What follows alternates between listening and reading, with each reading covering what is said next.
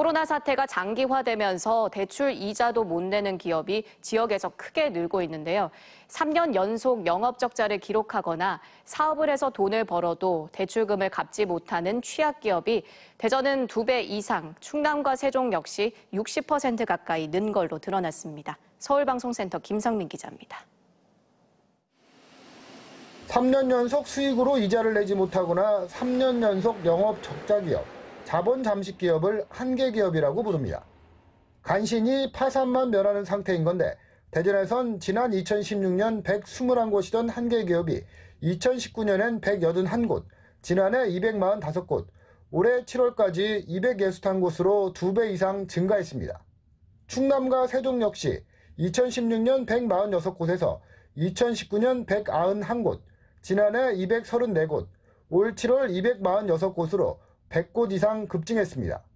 3년 연속 영업 적자나 이자를 내지 못하고 자본 잠식 등 3가지 여건 중 2개의 중복 기업이 대전은 올해 7월 77곳, 충남과 세종은 60곳이나 됩니다.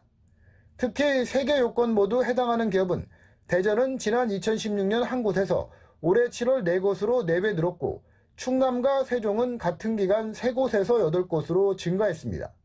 코로나19 장기화로 기업들이 폐업 위기에 몰리고 있는 겁니다.